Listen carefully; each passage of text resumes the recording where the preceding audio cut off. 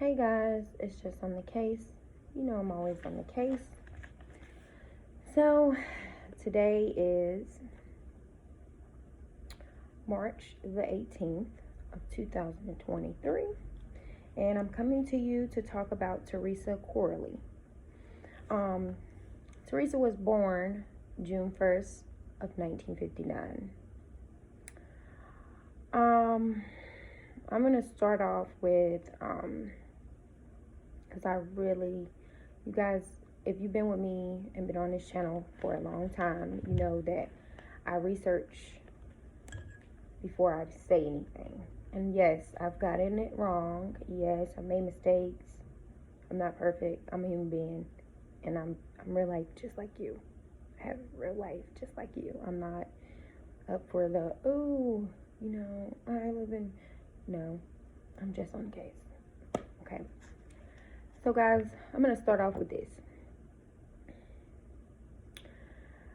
From what I've read about Theresa Corley, she was focused. She was focused.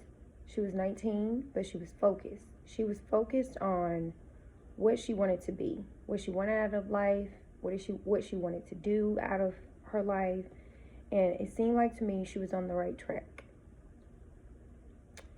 Being 19, and remember when I was 19, because I'm in my 30s now, I can go back and think about that. And you're excited. You know, you finish high school, you're excited. You're in college, whether you are or not, you're still excited because you finished high school. And it's like, what do I do from here? Where do I go from here? And I feel like she had her stuff together. She was going to college, which when I was 19, I was going to a tech for 2 years, and I was studying computers. She was going to Holliston Junior College, and she was studying medical assistant. It is said that she wanted to be a pediatrician, and she really, really dreamed of being that. Like, that's what she wanted to be. I try to think of the things that are being said about a person and how I can picture or relate to them. I picture her like, this is what I want to be. This is what I'm going to do to be that. You know, and her maybe talking about it a lot, or anytime the subject came up, her expressing her love for wanting to be a pediatrician, wanting to go that way, and wanting to care for children. That's what that is. Wanting to care for someone. So that she would have to be a caring person to want to do something like that. Most people in this field cannot want to care for something without wanting to care for somebody, without wanting to care for anything. You have to have a caring spirit, at least. Now for the other people, I can't tell you, because we have all different kinds of people in the world, so it can go either or. But most people, they're caring. They want to be in a position with anything, caring for another person or other people.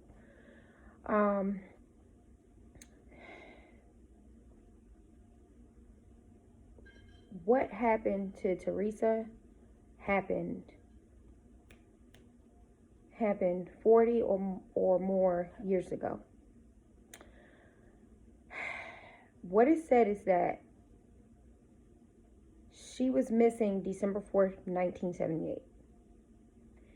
It says that she died December 5th, 1978. So I'm thinking when they found her body, the coroner looked at probably what she last ate or what she last drank, and maybe the type of situation her body was in, and some of that stuff is what tells them what the time of death is. They said that she was found December the 8th, 1978. So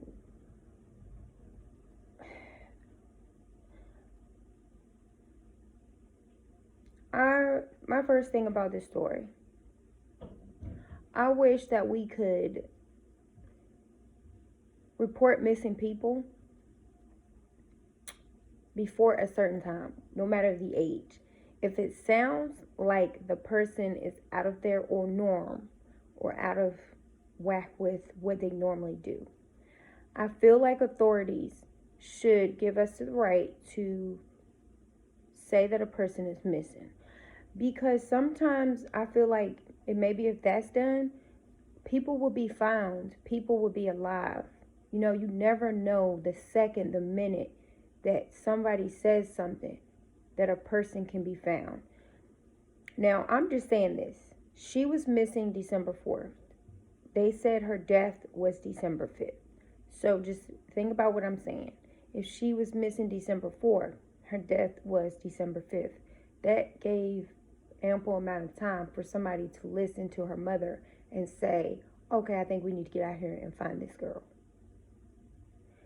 Like, people, it's like, I'm not being funny and I'm not talking about anybody. This is just my opinion only, guys, about this story, about everything.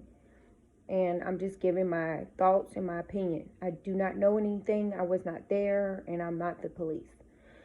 But given my opinion, I feel like if the police would just listen to some mothers, if they seem like they're intact and they seem like they know their child, and you walk into the house and you walk around the child's room and you don't see anything that's weird or out of place, or, you know, you can look into the mother's phone and see that she contacts her child on a regular basis. Her child lets her know what's going on. And then all of a sudden that child, you don't hear anything, you need to take the mother's word and make sure that you're doing everything you can to find that child. So Jerry is Theresa's sister. And she was talking to Dateline, and she had told them, and like I said, this is all alleged. I wasn't there, I don't know. That it was a senseless thing that happened, which to me it was. To anybody it is. It's a senseless thing when somebody dies, not because they're sick, not because it's just their time to go, but because of some stupid act of violence from somebody else. We don't know what happened. But every day, children, women and children and men are missing. They're taken, they're done wrong, doing stuff against their will, and then discarded like trash. Like they don't matter. Like they don't have a family and they're just out here. Theresa's final hours was on the night of December 1978. It was said that she was working. I think she got off at like 7 o'clock. At that time, like I said, she was putting herself through college because she wanted to be a pediatrician. At this particular time, she was out celebrating with her friends. One of her friends had a birthday, and she was celebrating in the town of Franklin. And she was from Massachusetts, and she was not far from her home, from where she shared her home with her family. Her home was actually in Bellingham, Massachusetts. So they're saying, okay, so I have a lot of stuff here. As you can see, this is all about her. All of this stuff. I wrote this out. This is not tight. This is not, I wrote all of this. This is about Theresa Corley. All of it. So, but I like to also look at other things, and I saw where her family had put up this timeline, and I want to go through it before I read what I put, because it's about the same thing, but I still want to read it. Okay, we start at December 4th, 1978. Theresa and her friends head to the local bar.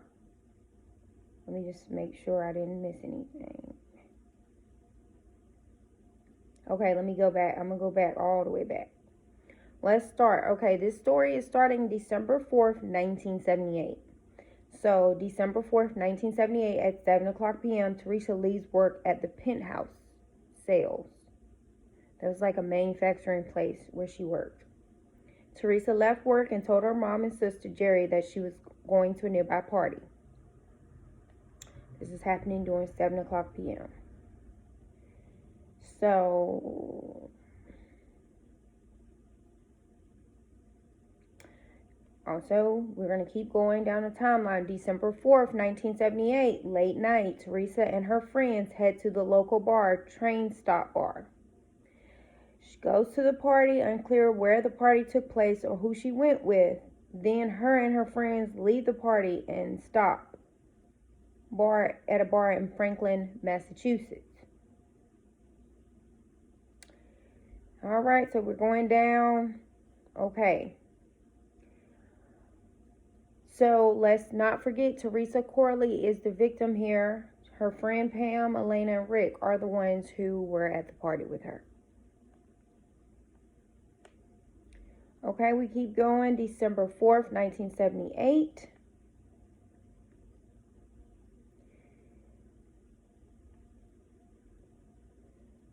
Theresa, now this is where she gets into an argument with her boyfriend.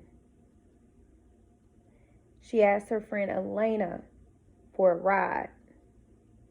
Elena says she doesn't want to leave the party yet. So Theresa leaves on foot. Now I'm going to tell you now. You might think this is weird, guys, but when I was 19, I'm not even going to tell a story. Between 17 and 19, I would leave on foot if I wanted to leave somewhere. So, understand, like, whatever's going on, she wanted to go. And she sounded like she was very dependent on herself. And she was like, I'm not going to bother her again. I'm just going to go. I'm just going to get up. I don't have long to go. I just need to get home. And I think that's what she was trying to do. Whatever was going on, it really pissed her off. And she just wanted to go home. So they didn't take her, so she leaves on foot. During this night, 4 men pick Theresa up as she's walking. The men may have been attending the train stop bar and either followed her out or saw her once she was already walking and they picked her up in their car. Now this right here is what's weird to me. Sorry, this is just tea.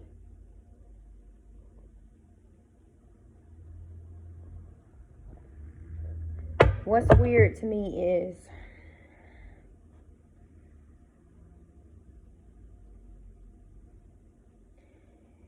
maybe the men were following her, like it says. Well, it didn't actually say they were following, but they were attending that. So I feel like maybe they followed her. And maybe they were sitting out in their car at the other bar too. Who knows? They were just watching. And it was said that, and from pictures, Theresa was a very pretty girl. So, you know how some people are. I mean, we got them. We have them whether we like it or not. So, I think they were watching her.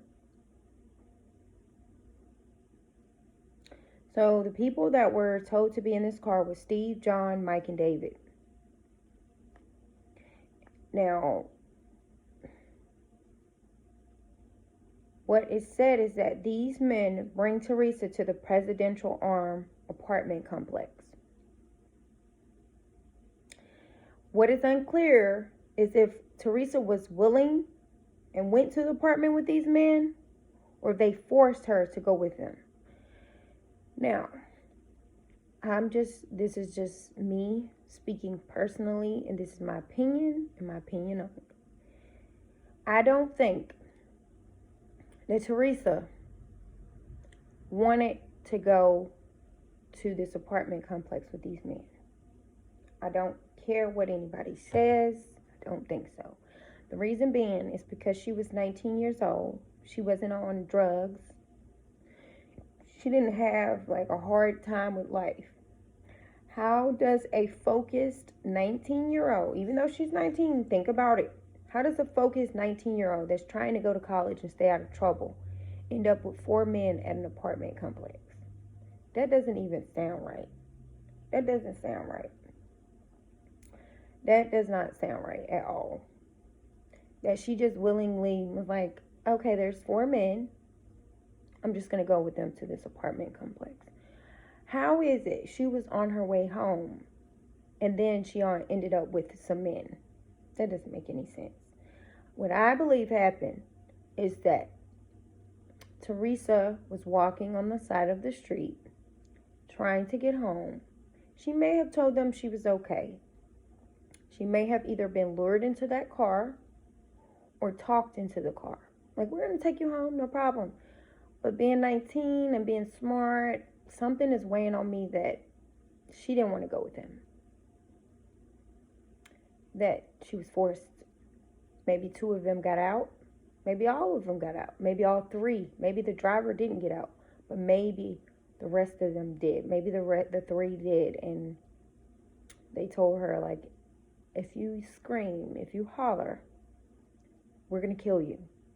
And she may got into the car. I just can't picture a girl with her head on straight and focused and knowing that she wants to be a pediatrician. Out of all things she can be, a pediatrician, a caring person, getting into the car with 4 men. How can you care about others if you don't care about yourself? That's what doesn't make sense to me. I don't think she did that. Then we keep going. They say Theresa is allegedly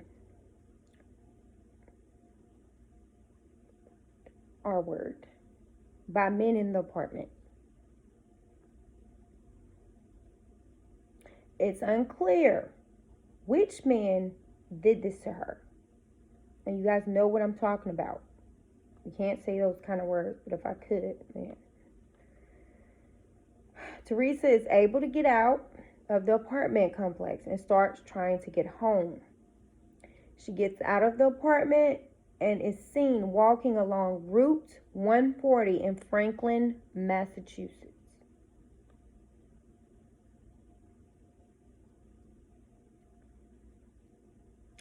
Driver 1 sees her.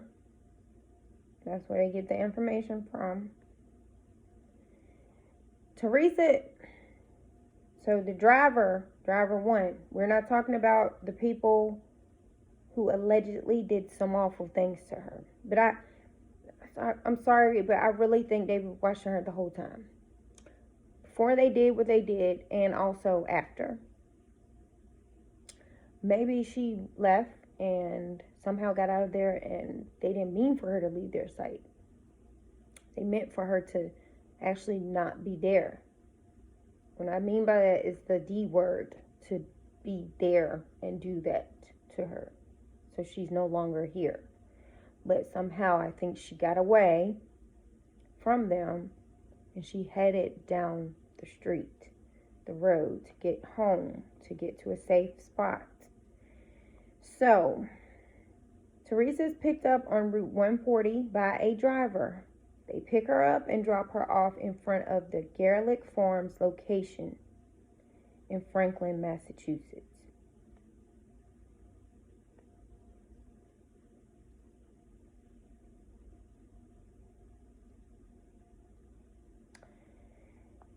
This is the early morning. Now, we've made it to December the 5th. I want to make sure that, well, that was the early morning too. When she gets picked up, that's the early morning of December 5th. It was the early morning of December 5th when she was, you know what, by those men. So during December 5th, she already had seemed like a hard morning for a little girl, precious little girl that's just almost getting into adulthood, just not even having a heart. It's not giving a good welcoming into adulthood. Okay, so December 5th, 1978, Theresa is dropped off in front of the Bellingham police station. Now, this is what is bothering me. This is what bothers me with the police. This is my opinion, and I'm going to keep saying this, and my opinion only. I was not there, but I'm telling you what I think and how this is bothering me.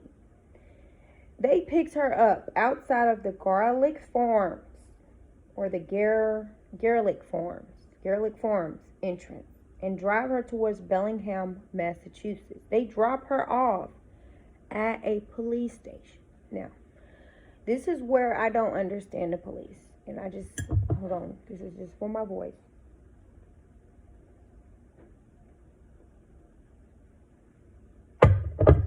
What I don't understand here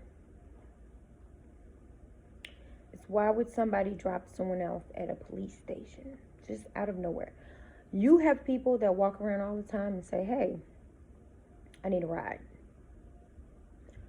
Why were they taking her to the police station? It could be 1, 2, or 3 things. Number 1, she got in the car and she was hysterical, shocked, afraid, scared, and asked them to take her to the police station because she was scared and she didn't know what else could happen. She didn't know. Maybe those men said something that triggered her into thinking that they were following her the whole time. Nobody knows. But how did the other driver know to drop her off at the police station? She either had to have been crying hysterically, scared, in shock, shaking. Something looks like she was bruised, maybe. Nobody knows. Or she told them to drop her off. Nobody's going to drop you into the front of a police station just because.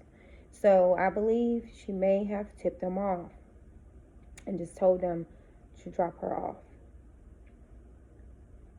So the Garlic Farms truck driver drops Theresa off in front of the Bellingham police station.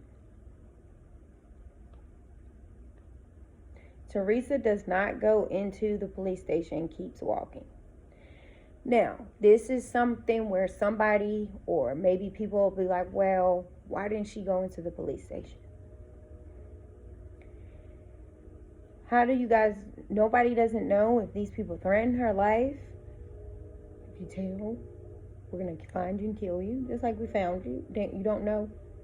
We have no idea. Or she was so hysterical and out of it that she really wanted to talk to the police, but she also wanted to make it home. She also wanted to go home. Remember, this child's whole journey after things didn't work out at the bar was to go home. And it seems like to me it's just taking her forever to get where she wants to go. And maybe she did want to go to the police station. And I think that would be the only reason the truck driver would drop her off in front of the police station, because she asked. And maybe she got dropped off there and she changed her mind. I believe those people, the ones that did the R word to her, followed her this whole entire time, saw her walking, and then lost her. And then they were still looking for her. Where's that girl? Where is she? No, we can't. You let her go. Well, we can't let her go. She ran out. We shouldn't have let that happen. Okay, now we have to find her. And they were just looking for her because she did take off walking. So they were just looking for her. And I think that they either followed that truck driver from Franklin to wherever he dropped her off at. And she only had this is why this makes sense to me.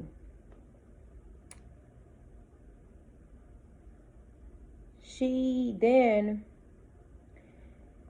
made it still on the same morning. She's in front of the Dairy Queen in Bellingham.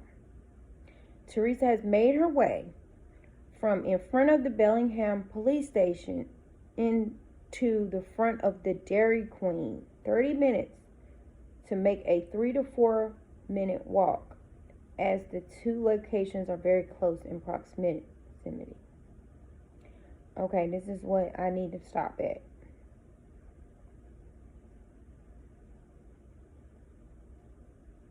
It took her 30 minutes to make a 3 to 4 minute walk.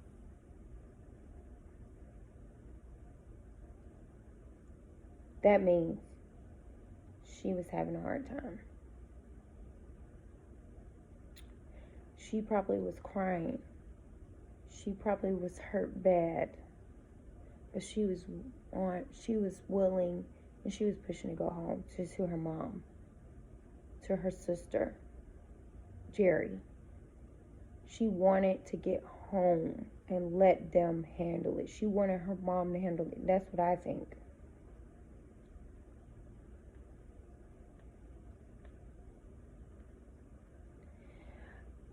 December 8th, 1978, because after that, there is no more of anything. December 8th, Theresa's body is found on I-495 in Bellingham. Theresa's body is located by a John Burlington, down past the guardrail and in a ditch along northbound lane of I-495 on the Bellingham Medway, Massachusetts line. Now, I really think these people were following her. I think they were watching her and they were following her. They've been watching her, I think, from the beginning. They saw a pretty young lady and they followed her. They followed her all this time. And you could say, well, how did they follow her when she got into vehicles? I don't think they meant for her to go on her own. I think they meant for her to, like I said, be there. But she was persevering and she wanted to get out of whatever was going on, and she made it out of there. But I think they kept following her. And I think that's how they made sure she was the D word. Okay, so we get to December 9th, 1978. Police interviewed people, took in evidence, but most of that took place back in the day is unclear regarding the investigation. Investigation begins but doesn't really go anywhere. And that what brings me back to, they should go ahead and let people say that their people are missing and file the report so they can get started early on what's going on. How can you not report a person missing just because of their age or because the police say, oh, they'll be back later? No. 24 hours for me is crucial. Even 5 hours. Even 20 minutes is crucial for me.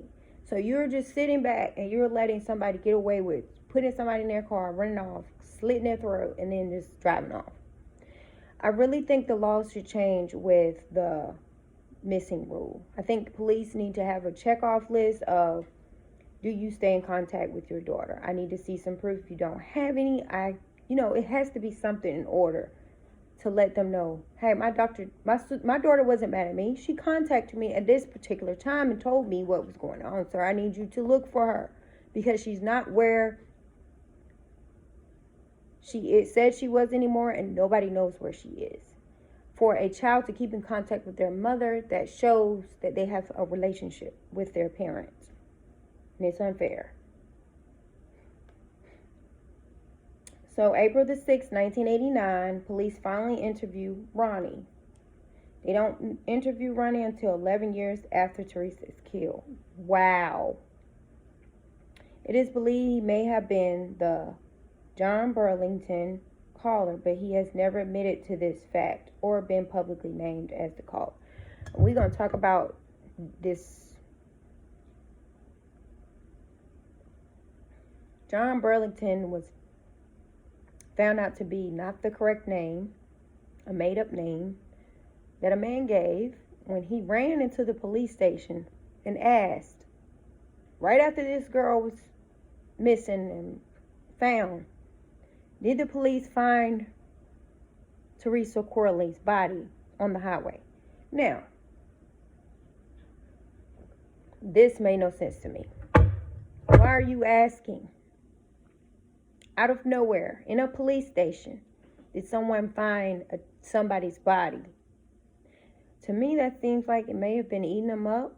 He may have and may have not had anything to do with it, but in my opinion, he had everything to do with everything. First of all, he gave a fake name.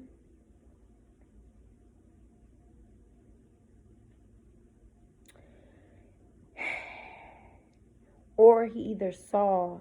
Now, they say that he was a friend or acquaintance. I understand. But what if he saw or he knew them too? How did he know to run in there and say that? I'm just saying, this is just how I feel. Because Theresa's not coming back. We have nothing. And I know her mother is just, I don't know what's going on with them right now. But I know her sister is probably still, the whole family's wanting to know what happened to their daughter, what happened to their sister, what happened to their niece, what happened to their friend. And they don't have anything. They got old stuff from back then. They decide they want to talk to somebody 11 years later. Excuse me, I thought that police officers are supposed to talk to people, as many people as they can, during a investigation. Not 11 years later. 11 years later, too late. Things have changed. People have changed. This man is what? 11 years later? It's like 28, 29, maybe older than that. I'm not sure. Okay, so we leave that. Officer comes to Jerry with evidence to identify. Officer comes to Jerry to see if she can identify a jacket and shoes that may have belonged to Theresa. Remember, Jerry is Theresa's sister. April 26, 2006. Now, I'm 19 at this. No, I'm not 19. I'm 18. I'm graduating from high school. Ronnie is questioned again. I want y'all to keep Ronnie in your up here. Asked if he made the call claiming to be John Burlington. He denies this. He also tells police he has information on Theresa Corley's murder, but does not actually give police any information on this. So I believe that somebody is acquainted with somebody, and somebody heard something, and that's how he knew that Theresa's body was on the highway, because he was acquainted some way with those four, and they were talking a lot, and he may have been present during a certain time with them and may have heard some things. Just like it's a lady, she had been missing for a long time. She was a teacher, but she also attended pageants. If you look down in my stories below this one, you will see a story about her. And years later, a girlfriend or a wife comes out and say that her husband or boyfriend told her he killed him. And I believe Ronnie overheard something and knew something, and that's why he ran into that police station and asked them had they seen the body somewhere. And he never gave the police any information. I don't know if somebody threatened him. I don't know how Ronnie died, but he died, and any information he had died with him. So he wasn't able to give whatever information. And the police, I'm sorry, they had ample time. Oh, God. This is wow. To me, they had ample time to find out what happened to Theresa, because they could have asked Ronnie. They interviewed him twice. Look, do you have some information for us? If you do, it is best you let us know. This is a investigation. We take these things seriously. There are so many laws out there. They could have held him for something to make sure that he told them whatever they needed to know.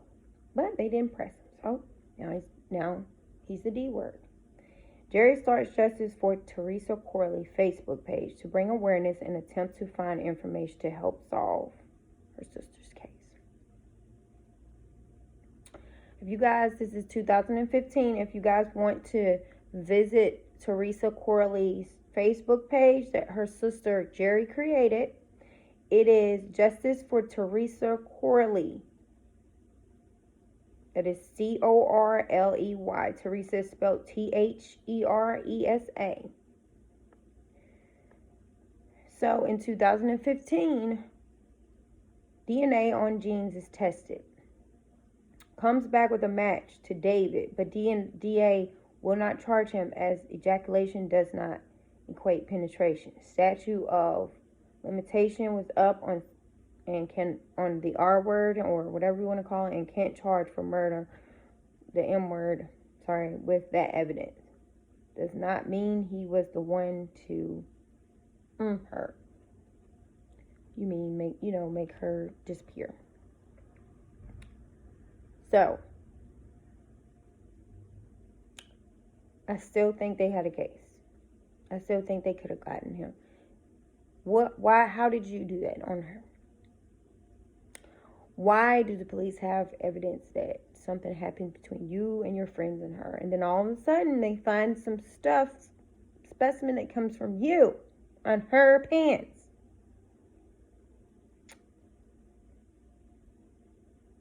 It doesn't make any sense. I don't care how they put it. This whole case it's not went through right. Somebody was being lazy. I'm just saying, and I'm not even a detective or investigator. It's just on the case, and I already see that this is crazy. So the police get some type of word or however they got it, that these 4 gentlemen or pricks, whatever you want to call them, that's what I'm calling them, in my opinion, do something to this young lady. And they want to believe that this young lady really wanted this to happen. After all you heard from her parents and all you know, that she was focused on being a pediatrician. She was going to college. You think she wanted 4 men on her. You also think that she wanted somebody to put their specimen on her pants. None of this stuff makes sense. I'm sorry. And if somebody doesn't like it, too bad. This is crazy. I'm a female and I was 19, and no female wants anybody putting nothing on them, on their clothes. For God's sakes, those were her bar clothes. I'm pretty sure they were nice. In 2017, Theresa's body is exhumed for potential DNA testing. They exhumed Theresa's body to obtain fingernail clippings and to see if they could match any DNA potentially found. Unfortunately, they were unable to gather any DNA evidence from the fingernail clippings, because they should have gathered this stuff in the beginning. I mean, you had the DNA from the guy. You let him walk. You didn't even give him some type of, look, we're going to hold you for contempt or something. We're going to hold you in a cell, something. These men just got away scot-free. Oh, we don't know if she wanted it or not. A girl walking down the street on her way to her home, being stopped by 4 guys, and you can't tell me you don't see nowhere in there that something is suspicious. Then a driver takes her to a police station. You're telling me he just said, oh, ma'am, I'm going to take you to the police station. People hitch rides all the time. That doesn't mean because somebody's hitching a ride, you take them to the police station. This girl had to have asked to go to the police station and was going to report a you-know-what. Or she was hysterical, crying. They saw something that didn't look right on her, and they went there. But I believe that she told them to take her there. When she got there, she felt like she could make it home. She wanted her mother to handle it. That's what I believe. Or maybe she was afraid at the police station that those guys was watching her. And she might have, listen, when something like that happens to you, everything that's normal in your head, it's not normal anymore. Maybe she also was out of it and really thinking, hey, they've been following me this whole time. If I go in here, what if they try to, what me? So she tried to make it home. It's sad. This story is really tough. This is a really tough story, guys. So the problem with this story, I really do feel like, and this is the ending, I feel like this girl was the R word by more than one person. And I feel like the law left her behind. I feel like they dragged their feet for some reason on 4 men. 4 in a car, 1 female. Deciding that they don't know if she wanted them to do what they did or wanted to go with them. I really don't think that that's what she wanted. Not 4 men, no.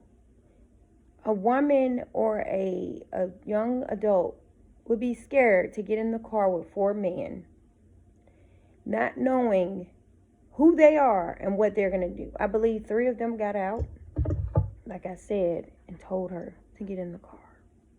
And they scared her, and she got in there, and they did whatever they wanted, and she got up, and she saw her chance to leave because they were amateurs, and she ran, and she walked down the street, and she got where she could get to a vehicle, and she got in, and she asked them to take her to the police station.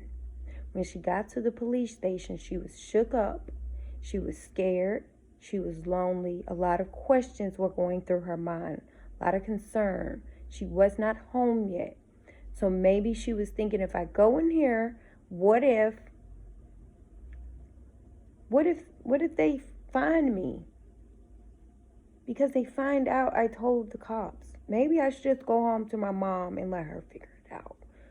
That girl was on that street, scared, crying and alone.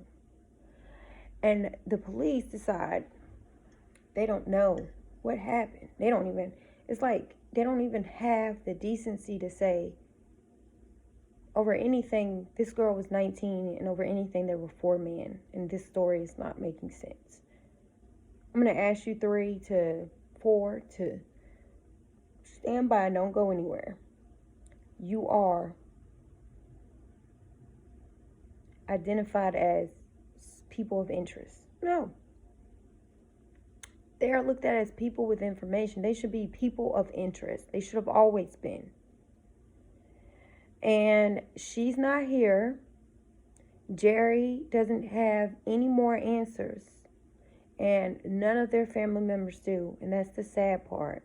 And the sad part is that girl did not get to live not a single ounce of her adult life, because it was snatched from her and taken from her. And now it's like you contact somebody 11 years later after this girl's death and you want to interview them. Everything is washed away then. They can say anything. You have no leads. You're just jumping on weird stuff. You should have been asked Ronnie, hey, if you have something to tell us, you need to let us know. By law, you must tell us, or we will have to hold you in contempt because you have information you're withholding from AM investigation or something. I don't know what the law is, but something. Instead of continuously allowing him to say little small things and then allowing him to go home. Now, he's the M word. Not the M word. He's the D word. We don't know what happened to him. I wish I knew. Maybe it'll make more sense. And maybe he did something to himself. Maybe he didn't. Maybe he died of something that didn't even have anything to do with it. Or maybe somebody did something to him. Who knows? At the same time, the information was right there in front of them. And they dropped the ball. They should have asked him more questions. They keep people for 24 hours talking to them all day. And they let this man go knowing he could have been Mr. Burlington. The fake Mr. Burlington that was on the phone. And he told them that he had information about her death. And they just let him go home. And I notice the police do this all the time. They let folks go home that say, hey, I got something to tell you. Oh, I can't tell you right now. And they just let them go. It needs to be a law. If you open your mouth about that, you're going to spend some time. Because we need to know why you would even say that. Why would you even open your mouth? That would stop people from making up stuff. I'm just on the case. you know, I'm always on the case. And I know this is hard for her family, but I hope that whatever anything that Theresa Corley did before she passed away, any words that she spoke to her family, anything they can remember, because I just suffered a loss myself. I had to bury my grandmother on this Saturday that passed. I hope that whatever they can remember that she said to them sticks with them and comforts them. And I do have one more thing for you all.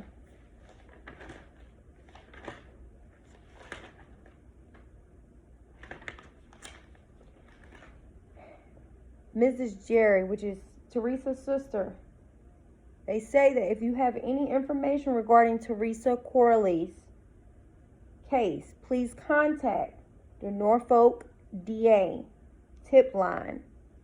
That number is 617-593-8840. If you have anything about this case, if you heard anybody, and if you're from Norfolk, if you're from Franklin, if you're from Bellingham, and you know something, think about it being your family member. If you have any information, please come forth to them and just tell them what you know. It's just on the case. I'm always on the case. Good night.